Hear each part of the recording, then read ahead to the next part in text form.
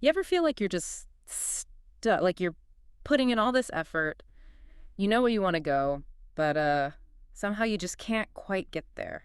Mm, That gap, right, between what you want and what's actually happening. Does that ring a bell for you listening?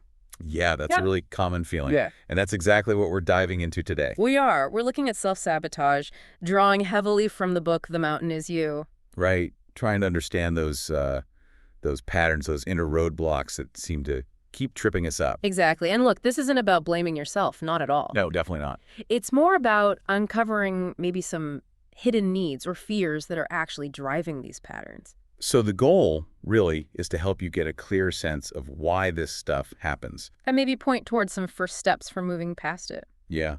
The core idea from the book, essentially, is that often the biggest mountain we have to climb, it's ourselves. So we're going to try and unpack how that works, that self-sabotage mechanism. Let's do it. Okay, so first off, what is self-sabotage really? Because it sounds like we're, actively trying to mess things up. Well, that's the interesting thing. The book argues it's often not conscious. Yep. It's not usually coming from a place of self-hatred either. Huh. So then what's driving it? It often boils down to fulfilling some kind of unconscious need. It's almost like a faulty strategy.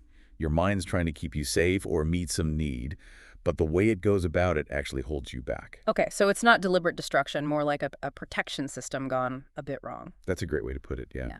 And the book gives some good examples, like um, maybe someone keeps pushing people away in relationships. Right. Consciously, they want connection, but unconsciously, there might be this huge fear of getting hurt or being vulnerable.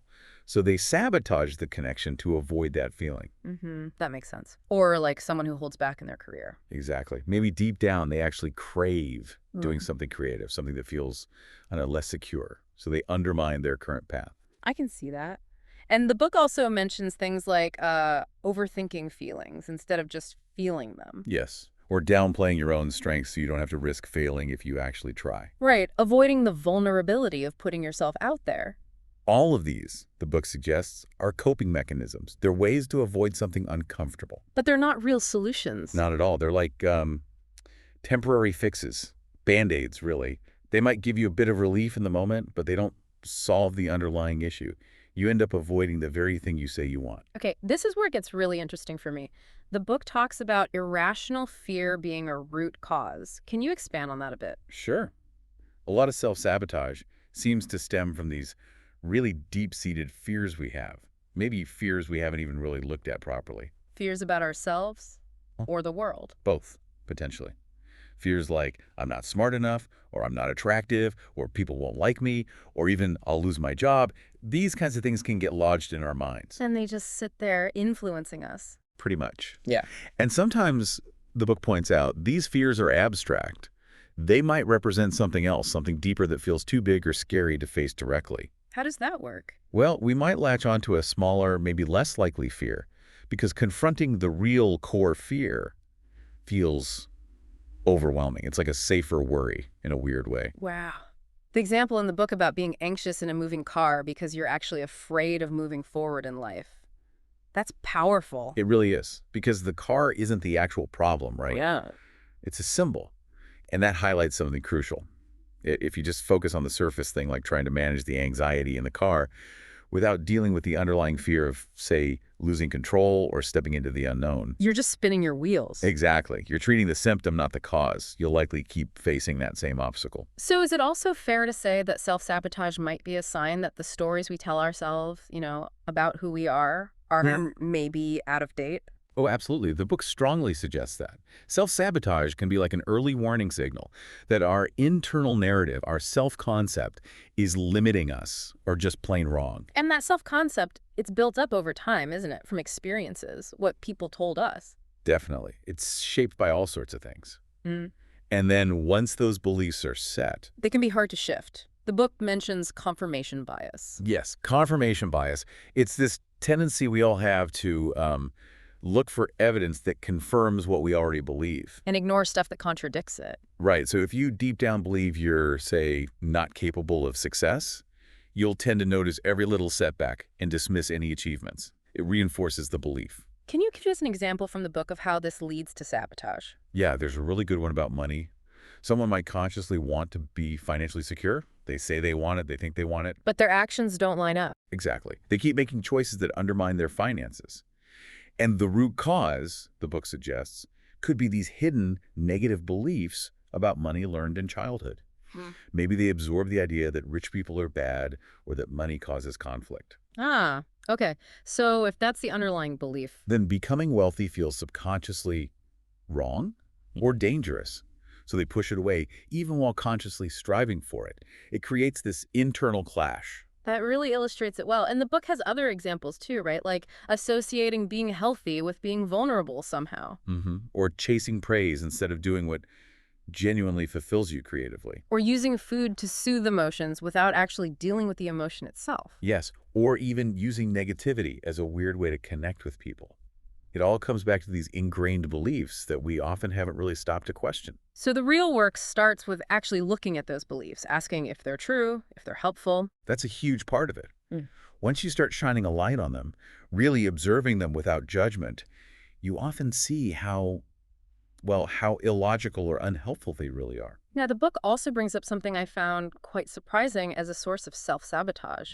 Just the unfamiliar. Can you explain that? Yeah, this is fascinating.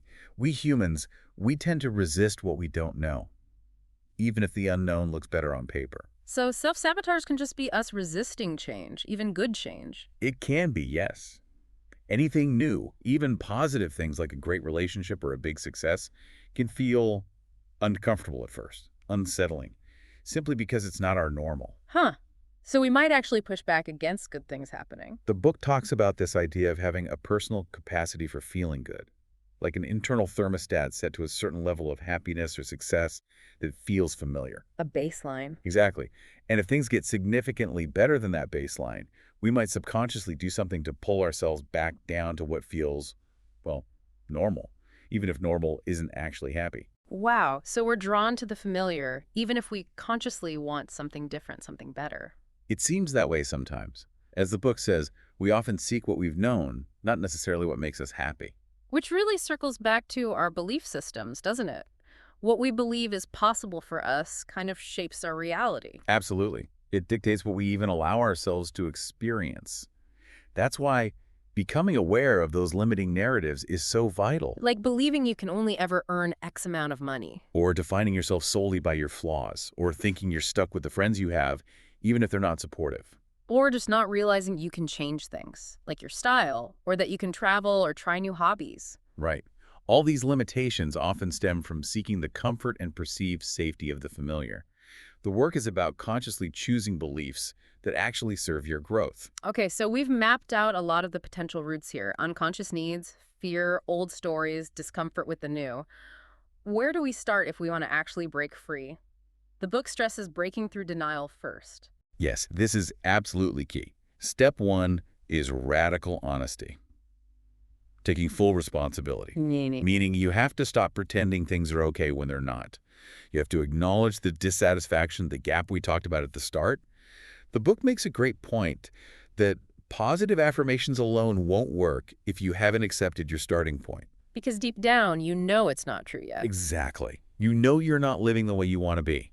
And until you own that, really own it, progress is difficult. The book also mentions how we tend to blame things or rationalize our unhappiness. That's part of denial, too. Oh, hugely.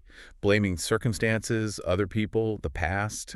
It's all a way of avoiding ownership. It keeps you powerless. Right. True change starts when you look squarely at your life and acknowledge the truth of your internal experience, the stress, the unhappiness, regardless of how things look on the outside. You can't keep living in that stressed, unfulfilled state. It's just not sustainable. So what's a concrete step someone listening can take right now to break through that denial? The book suggests something very practical.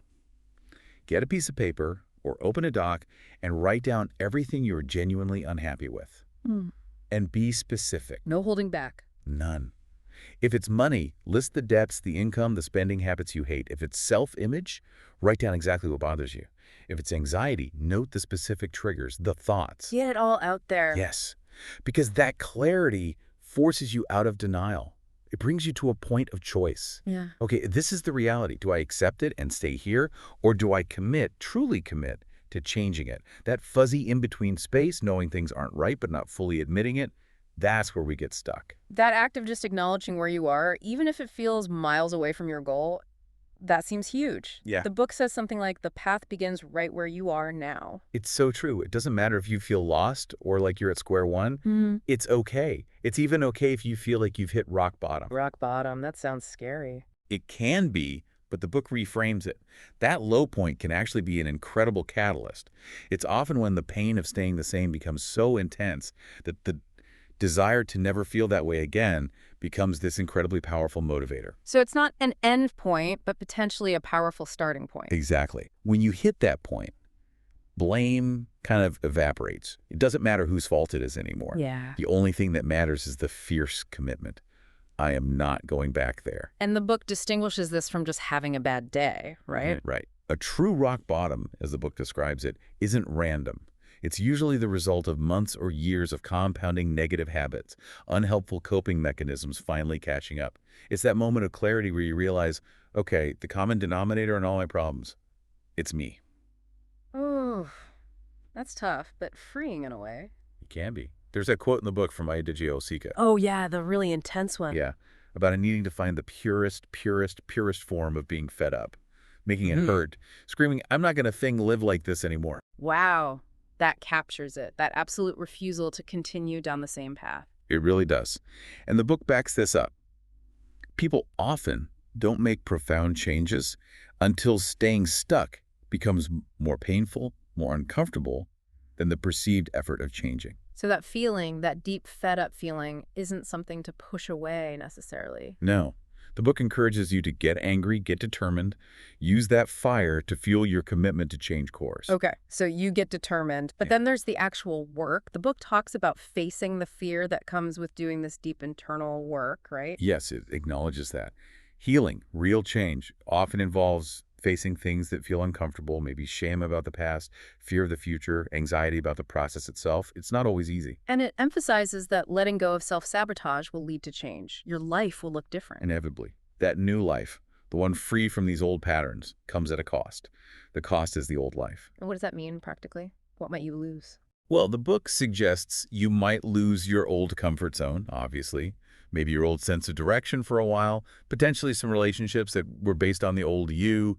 You might lose being liked or understood by everyone. That sounds significant. But what about the gains? The gains. You gain genuine connections, relationships based on who you truly are now. You build a new comfort zone, one that's aligned with growth, not limitation. You get to be loved and seen for your authentic self, not the persona you were maintaining.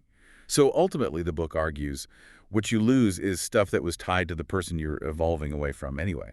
That's a powerful reframe. Okay, so let's quickly recap the main takeaways from our dive into The Mountain Is You and self-sabotage. We see it's often driven by these unconscious needs trying to be met in unhelpful ways. Right. And by irrational fears, we haven't examined old beliefs about ourselves and the world that are holding us back. And even just that basic human resistance to anything unfamiliar, even if it's good for us. But the key insight seems to be that just recognizing these patterns, starting to see them clearly, that's the first really powerful step. Absolutely. Awareness is huge. It moves you from being controlled by these things to being able to choose a different response. So for everyone listening, maybe take a moment after this. Reflect on these ideas. Where might self-sabotage be showing up in your own life? Yeah, maybe even revisit that exercise we talk about, writing down what you're truly unhappy with, just getting honest with yourself. And here's a final thought to leave you with. What could actually become possible for you if you started to really address these patterns? If you allowed yourself to move beyond what feels comfortable right now? Maybe that discomfort you feel when you think about change. Maybe it's not a stop sign. Maybe it's actually pointing the way towards something much, much better.